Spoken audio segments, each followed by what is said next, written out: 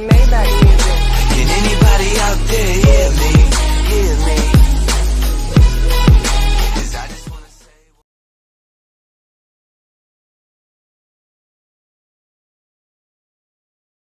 Hello friends, मैं अशोक तिवारी अपने YouTube channel AK Tiwari science based classes में आपका स्वागत करता हूं।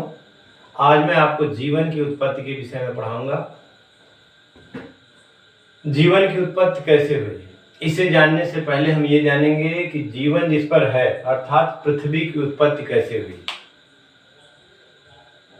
सैकड़ों अरबों वर्ष पहले सूर्य का एक हिस्सा पृथ्वी थी जो सूर्य से ही टूटकर अलग हुई। अब सूर्य अपने जगह पर स्थित होकर घूम रहा है और इसी से टूटा हुआ एक कण पृथ्वी है जो इसी से टूटकर अलग हुई। क्योंकि सूर्य तो आग के समान धधकता हुआ गोला है ना, बिल्कुल तेजी से जल रहा है। ये अग्नि है, एक अग्नि का गोला, प्रचंड गोला है और इससे टूटकर ये अलग हुई, तो ये भी आग का गोला ही होगी। लेकिन जब ये टूटी तो उस दौरान अनेकों अक्रिय गैसें निकली जिन्होंने इसके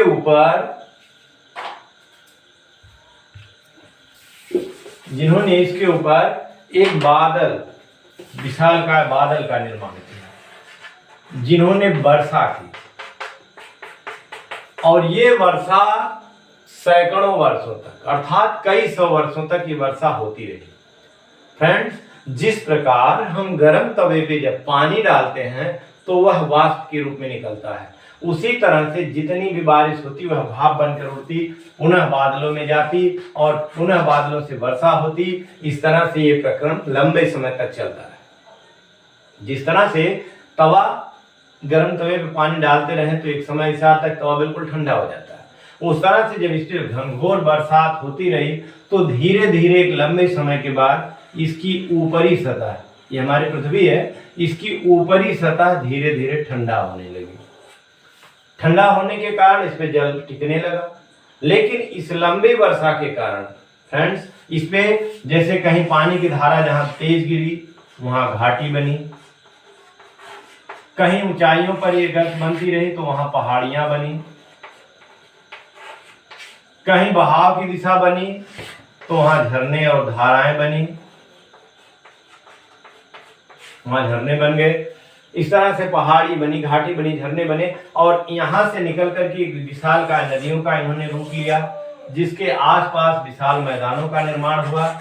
इस तरह से सबसे पहले पृथ्वी की रचना स्वरूप बना।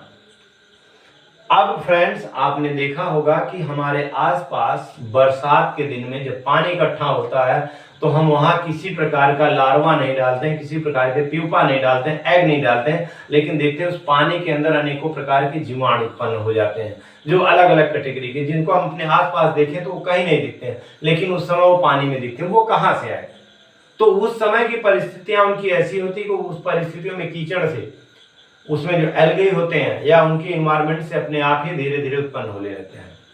ये आपने देखा होगा फ्रेंड्स, आपके घर के आसपास जहाँ जल का बहाव होता है वहां धीरे धीरे काई लग जाती, काई हरी दिखती है। उसी तरह से इसके धीरे धीरे ठंडा होने पर इसके चारों तरफ जहाँ जल की स्थिरता हुई, जहाँ जल थे वहां उसके आसपास सबसे पहले जलीय प्राणियों ने जन्म लिया। सबसे पहले यहाँ जलीय प्राणी बने जो प्रथम रूप से सबसे पहले प्रोकैरियोटिक। फ्रेंड्स, हमारी पृथ्वी एक अंडाकार है, ये तो आप जान ही रहे हैं। अब आपको ये बता दें कि इसके चारों तरफ के क्षेत्र में जहां की जीवन की संभावना नहीं थी, इसके चारों तरफ वायुमंडल बना जिसमें O2 थी, CO2 थी, नाइट्रोजन थी, कार्बन थी, अनेकों गैसें विद्यमान थी। जो जैसे अगर हम बात करें अपने जीवन के लिए तो हमारे जीवन के लिए ऑक्सीजन की आवश्यकता है। अगर बात करें हम पौधों के जीवन की तो उसके लिए कार्बन डाइऑक्साइड की आवश्यकता है। अगर हम बात करें अपने जीवन में पीने के लिए तो निश्चित रूप से यहाँ जल की वृष्टि हो ही रही है, तो जल भी उपलब्ध है, तो जल है, ऑक्सीजन है। अब धीरे धीरे इस तरह से सबसे पहले प्रोकैरियोटिक आद्य जीव, फ्रेंड्स इसके विषय में हम आपको बताएं, प्राय सबसे पहले धरती पर पाए जाने वाले जो जीव थे वो प्रोकैरियोटिक अर्थात आद्य प्रकार के थे। आद्य जीव थे। आद्य, इसको हम आदि शब्द से भी ले सकते हैं, आद्य जीव थे। फ्रेंड्स, इनके विषय में हम आपको बताएं तो ये जो थे प्रोकैरियोटिक थे। प्रोकैरियोटिक का मतलब क्या है? प्रोकैरियोटिक का मतलब है इनके अंदर कोशिका तो थी, लेकिन ना तो कोशिका के अंदर कोशिकांग जैसे माइटोकॉन्ड्रिया है, गोल्गी बॉडी है, क्लोरोप्लास्ट है, क्रोमोप्लास्ट है या बिलाई है, इत्यादि संरचनाएं इनके अंदर बिल्कुल ही नहीं थी। इनमें यहाँ तक कि अनुवांशिक पदार्थ के रूप में डीएनए भी मौजूद नहीं था, सिर्फ आरएनए था, प्रोटीन्स थे और एक नाभिक था जिसके द्वारा इसके जीवों का निर्माण हुआ। जिसके प्राथमिक जीव सबसे पहले नीले हरे शैवाल,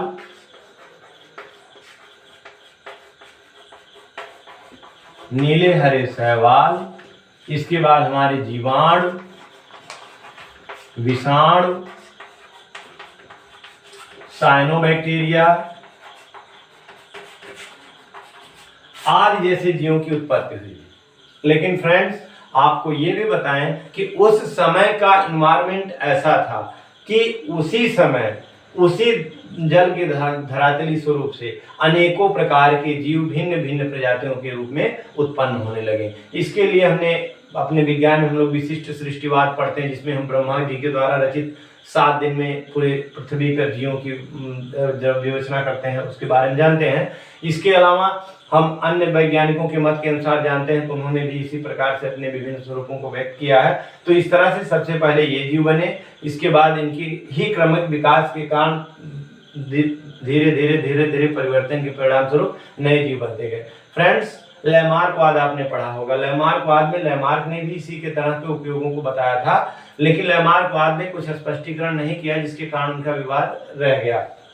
लैमार्कवाद ने बताया था कि जिस समय अफ्रीका के जंगलों में जिराफ पाए जाते थे उस समय नीचे हरी घासें हुआ करती थी, लेकिन किसी प्रयोग के कारण नीचे की घासें सूख गई। तो उनको जिंदा रहने के लिए, भोजन करने के लिए अपने आगले वाले गर्दन को तेजी से उठाकर, अगले पैरों को उठाकर उन घासों को खाना पड़ता था, जिसके परिणाम स्वरूप क्रमिक विकास के परिणाम स्वरूप लैमार्क के अनुसार उनकी गर्दनें लंबी हो गई। लेकिन फ्रेंड्स, उसकी विवेचना भी की गई। स्विमिनर ने, अन्य वैज्ञानिकों ने उस पर अनेकों प्रयोग किए। उन्होंने 40 पीढ़ी तक चूहों की पूंछों को काट करके निश्चित रूप से देखा कि उसके अगली पीढ़ी में कोई परिवर्तन नहीं रहा। आपने पढ़ा होगा फ्रेंड्स कि जैसे लोहार कोई होता है, उसके मसल्स अच्छी होती हैं लेकिन उसकी संतान पहलवान नहीं होती, कहने मतलब पहलवान की संतानें पहलवान नहीं होती। ऐसे तमाम लक्षणों के द्वारा ये बताया गया कि लैमार्कवाद गलत है। फिर लैमार्कवाद में संशोधन किया गया। संशोधन के अनुसार क्या था कि उन्होंने कहा वातावरणीय परिवर्तन, अगर वातावरण में परिवर्तन वो जीनोटिक हो, यानी कि अगर वो जीन्स को परिवर्तित कर दे तो निश्चित रूप से वो परिवर्तन होता है। तो उस समय का वातावरण ऐसा था जिसके कारण अनेक जीवों को उत्पन्न होने की संभावना भी थी और निश्चित रूप से वो उत्पन्न हुए, जिनका क्रमिक विकास जैसे हम आप पढ़ते हैं। इनके बाद सबसे पहले प्रोकैरियोटिक के बाद फिर यूकैरियोटिक वाले जीव बने। यूकैरियोटिक का मतलब विकसित कोशिका वाले, एक का कोशिका हो लेकिन विकसित हो, जिसमें हमने पढ़ा, आप पढ़ते हैं बराबर, अमीबा एक कोशिकीय प्राणी है, आकार की प्राणी है। पैरामीशियम, यूग्लिना,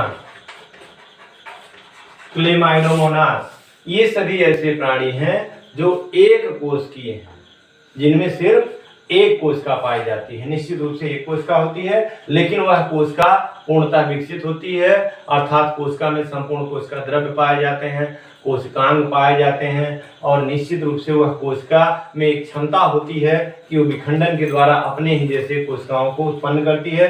अमीबा एक कोशिकीय प्राणी होने के नाते सबसे पहले इसमें विखंडन होता है, विखंडन के परिणाम स्वरूप 1 से 2 बनता है।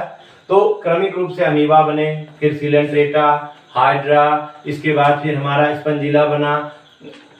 क्रमिक विकास के परिणाम स्वरूप फिर ऐसे जीव बने जो कार्डेट वाले थे। कार्डेटा में जिन के अंदर रीढ़ की हड्डियां पाई गई और निश्चित रूप से विकसित पाए गए।